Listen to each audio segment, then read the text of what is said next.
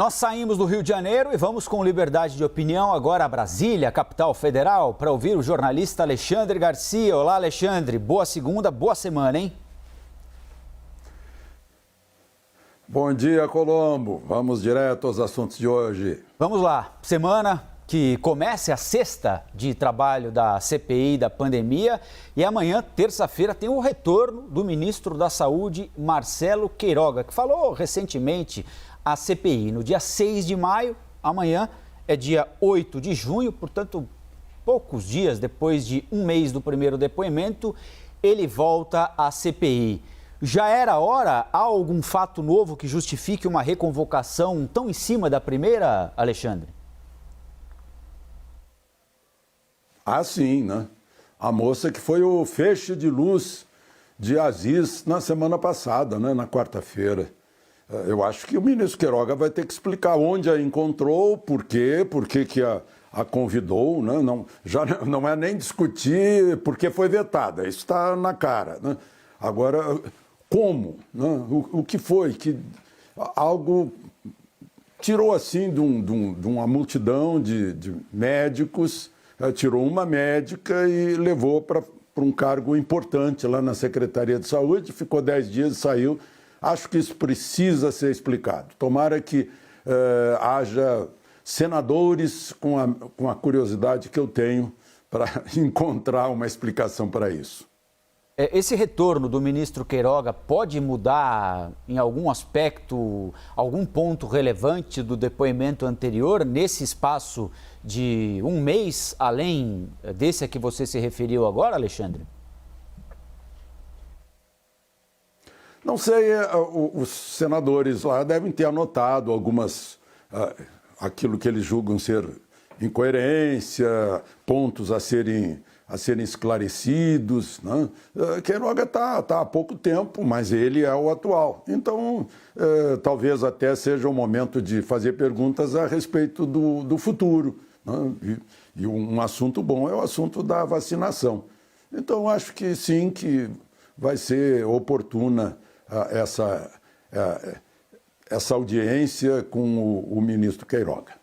Eu, há pouco, Alexandre, participei de uma entrevista aqui com os colegas do Novo Dia, com o presidente da CPI, o senador Omar Aziz, e fiz uma pergunta a ele sobre não dá nem para chamar de demissão, né, porque ela não foi nomeada, da doutora Luana Araújo, que prestou depoimento na semana passada, que em tese, né, pelo que ela disse lá, e na comparação com o depoimento do ministro Marcelo Queiroga, tem um alinhamento com uma forma de pensar do ministro Marcelo Queiroga. Em contrapartida, a permanência da doutora Mayra Pinheiro, que parece, em alguns aspectos, pensar de forma diferente do ministro Marcelo Queiroga. Pelo menos essa é a impressão que eu tive, pode estar equivocada, a partir do depoimento dessas três figuras à CPI, a doutora Mayra Pinheiro, o ministro Queiroga e a doutora Luana Araújo. E fiz essa pergunta ao presidente da CPI. Ele disse que isso, na avaliação dele, demonstra que o ministro Marcelo Queiroga não manda tanto quanto acha no Ministério da Saúde, ou seja, que ele não tem a autonomia que ele acha que tem para dirigir o Ministério da Saúde. Faz sentido essa resposta do presidente Omar Aziz, Alexandre? Tem muito achismo nisso, né? Eu não sei, por profissão eu sou muito cético, então a gente tem que ver preto no branco.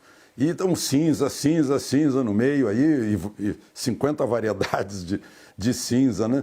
O senador Omar Aziz está formando, ele forma assim, é isso, né? Eu acho que é isso, eu acho que ela é um feixe de luz, né?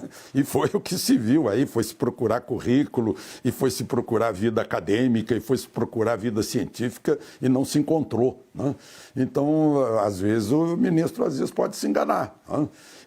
Mas, enfim, ele está expressando, a cada entrevista ele expressa já julgamentos, como presidente da CPI, fica meio esquisito, né? Claro, não é um tribunal, né?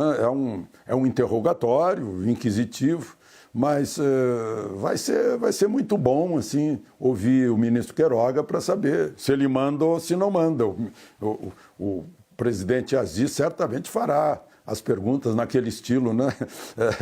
Você já disse um trechinho da resposta, cale-se agora, né? Porque eu já ouvi um pedacinho, a pessoa não consegue terminar o raciocínio. Isso já é um estilo aí carimbado que todo mundo já conhece, né? Esse é o perigo de a CPI insistir em certas coisas e ficar sob o julgamento da opinião pública. É perigoso. Mas, enfim, vamos ver amanhã qual é o próximo capítulo. Bom, um outro assunto que deve movimentar a CPI essa semana é uma votação que está marcada para amanhã para decidir se a comissão vai convidar, e não convocar, né, porque trata-se de um parlamentar, convidar o deputado gaúcho Osmar Terra, que foi ministro da Cidadania do governo Bolsonaro, para prestar depoimento. Por que é que a CPI gostaria de ouvi-lo? Vai colocar isso para votação amanhã. Porque a CPI suspeita que ele teria orientado o presidente durante a pandemia naquele chamado gabinete paralelo. Nós procuramos o deputado Osmar Terra, ele nos mandou uma nota e disse que esse chamado gabinete paralelo, na avaliação dele, não passa de uma ficção política e que o presidente pode e deve ouvir opiniões diversas para tomar decisões ou as decisões mais relevantes pelo povo brasileiro, foi o que ele disse na nota que nos enviou. Alexandre, queria que você falasse um pouquinho sobre essa possibilidade de convocação do ex-ministro, deputado Osmar Terra, para a CPI. Ele tem o que dizer ali na CPI? Há justificativa para uma suposta convocação? Claro, né? Claro. E você mencionou aí, né? A CPI suspeita. Opa, quer dizer, o suspeito já foi um crime aconselhar o presidente, foi um crime o presidente chamar a gente, que é do ramo científico, da medicina, da ponta, daqueles que estão tratando milhares e milhares de pacientes, né? Isso é um crime.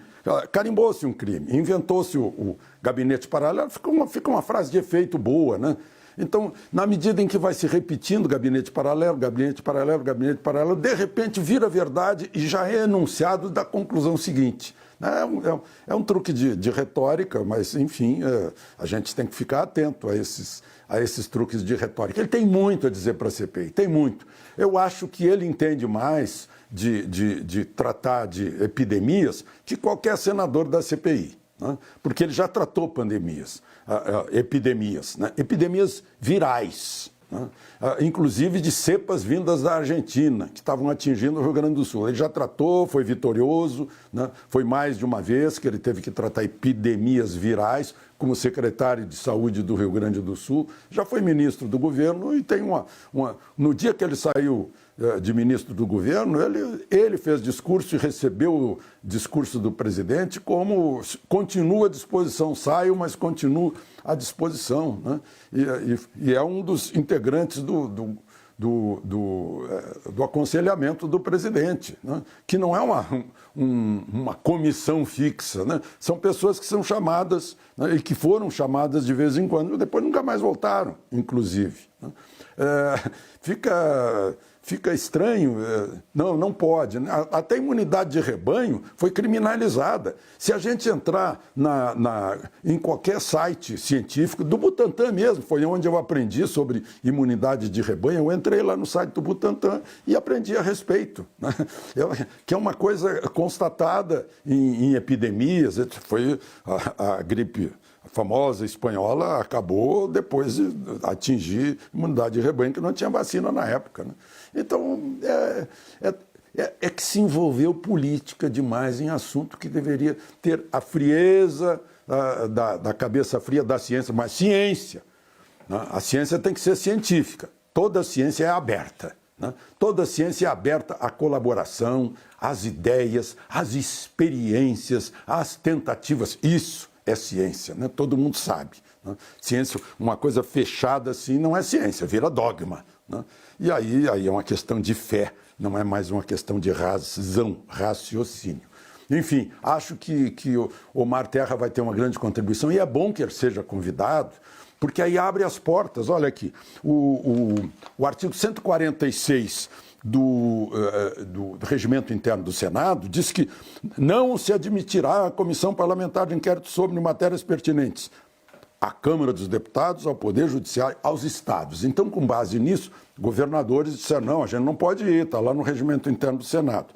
A Câmara dos Deputados também, ele é deputado, ele vem da Câmara. Né? Então abre as portas. Então o pretexto não é esse, né? O pretexto é derrubado. E depois abre as portas também para convidar outros conselheiros. Né? Parece que não quiseram convidar o Silas Malafaia depois da sugestão do senador Flávio Bolsonaro. Né? Mas abre as portas. Está convidando um conselheiro, não vai convidar outro. Né? Então vai ser interessante. Tomara que eu fico curioso de assistir a essa, eu não vou chamar de aula, porque seria pretensioso, mas transmissão de experiência de quem já tratou desses casos aí várias vezes e é um estudioso do assunto. Rogério Caboclo, presidente da CBF, foi afastado do cargo por 1 mês, 30 dias, ontem, por decisão tomada pela Comissão de Ética, após denúncia de assédio sexual. Nestes últimos dias, não é, Alexandre, houve uma mistura aí do noticiário esportivo, da política interna da CBF com a política nacional, porque o Brasil passou a condição de sede da Copa América, que ocorreria na Argentina. Isso despertou uma outra polêmica. O Brasil pode ou não pode sediar o evento em meio à pandemia. O principal interlocutor do governo, evidentemente, foi o presidente da CBF, que, por meio da Conmebol, é uma das entidades organizadoras do evento. Ele agora, afastado do cargo, acusado de assédio, pode, de alguma maneira, comprometer a realização do evento aqui no Brasil? Atrapalha de alguma forma? Eu acho que atrapalha. Agora, a gente dizer que é polêmica a Copa América, a gente tem que admitir que, então, é polêmico o Campeonato Brasileiro. Aliás, eu confesso, já disse aqui, eu não acompanho futebol, chegou ao ponto de eu entrar no Google para saber o Campeonato Brasileiro como é que é. Né? Nem sabia que tinha começado há pouco tempo, esse negócio de fase 1, 2, ou não, fase A, grupo A, B, C, tal. Eu totalmente por fora. Mas pelo noticiário que eu estou acompanhando e pelo que eu ouvi o Sidney falar, é uma coisa grave. É uma coisa grave, não sei se politizou isso também, aí aproveitou para fazer a mistura, né? O que não pode é haver a hipocrisia de vamos aceitar o Campeonato Brasileiro, mas a gente não aceita a Copa América. Né? A França, a gente vê que a França está com problemas bem sérios da pandemia e está fazendo Roland Garros com público. Né? E nós vamos fazer a Copa América sem público. A gente viu outro dia o tetracampeão, o brasileiro, 4 vezes campeão lá em Indianápolis, lotadas as arquibancadas da pista de velocidade lá de Indianápolis. Né? Então, politizou também. Né? Até o futebol. No país do futebol, até a bola passou a ter um partido político. Né?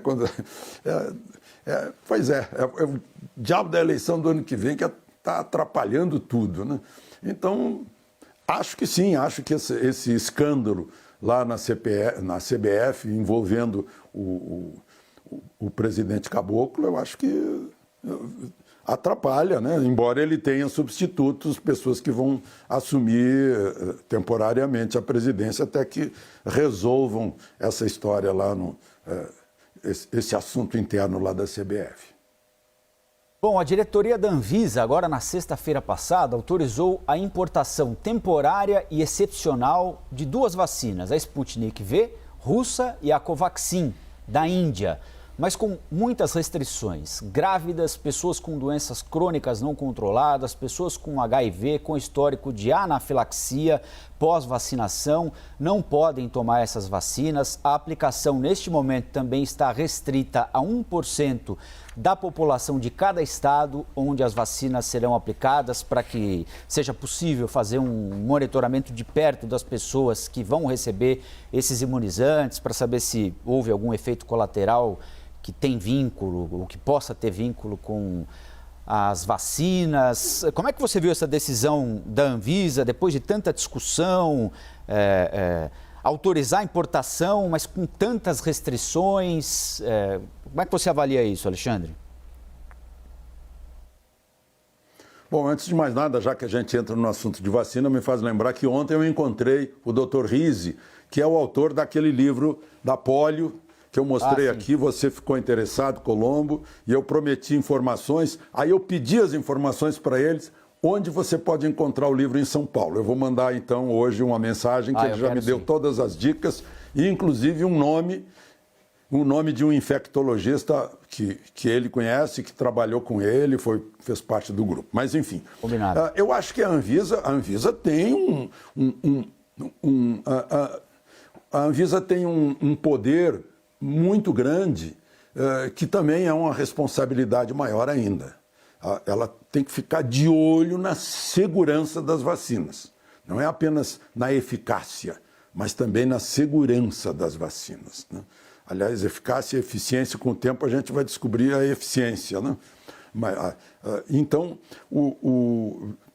baixou essa orientação, que eu acho que é devida, né? A gente viu casos na Europa com outras vacinas, não são essas, mas com vacina que a gente está usando aqui, caso de trombose. Houve lugares em que pararam de vacinar por causa disso, que fizeram limitação por idade, fizeram limitação por estado de gravidez, por exemplo, né? Eu acho que tem que... Sim, né? Isso não é político. Felizmente, né, lá dentro da Anvisa, as coisas não acontecem politicamente, né? Embora a Anvisa certamente reconheça pressões externas, isso sem dúvida, né? Pressões que são legítimas, né? De toda a ordem. Mas eu acho que se saiu de lá, eu assino embaixo, né? E principalmente com cuidados.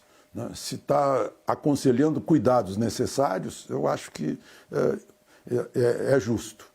Até que os produtores dessas vacinas contraponham argumentos e demonstrações que não é do dia para a noite que se consegue isso, né? Porque vacina é uma coisa que só o tempo é que realmente dirá sobre eficácia, por exemplo.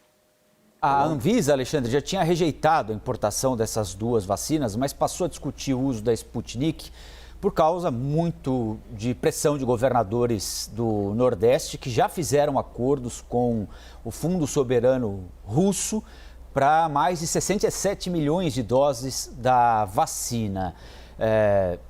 Essa pressão por parte de governadores de estado faz algum sentido contra a Anvisa? Há algum aspecto da decisão da Anvisa que leve em conta a pressão feita, por exemplo, por esses governadores para importar ou receber autorização para importação dessas vacinas, Alexandre? Pois é, eu temo pressões sobre a ciência, né? Principalmente num caso desses, em que só o tempo dirá. A Coronavac é um caso típico de pressão do governador de São Paulo. Ele fez pressão, faz pressão até hoje, né? Ficou uma mistura de pressão política. Agora, nesse caso, até há um temor, né? Eu vi no Estadão uma longa reportagem sobre a vacinação no Chile. O Chile vacinou 4 vezes mais em termos percentuais sobre a população que o Brasil. E, no entanto, tem 1/3 a mais de casos por dia por milhão. O que está acontecendo? 85% das vacinas chilenas são Coronavac. Eu imagino que a Anvisa esteja de olho no caso chileno, por exemplo, que é um sucesso de vacinação e um insucesso de resultados. Pode ser novas cepas, pode ser o clima, né? Mas o que pode ser, né? É ficar de olho lá, como sugere a reportagem do Estadão. Isso é uma coisa que o tempo é que vai mostrar. Então, pressão política, misturar com ciência, não dá bom resultado, né? Deixar que a ciência siga o seu ritmo, o seu passo, porque na ciência está misturada a natureza, que a gente não controla. Então, não adianta a gente querer apressar a natureza, pode não dar bom resultado. Colombo? Alexandre, ótima segunda-feira, boa semana, nós voltamos a conversar amanhã. 8h20, um pouquinho antes do segundo depoimento do ministro Queiroga à CPI da pandemia. Perfeito. E em breve a minha mensagem para você com onde encontrar o livro sobre a vitória brasileira sobre a polio. Estou aguardando. Obrigado, Alexandre. Aproveitem o dia.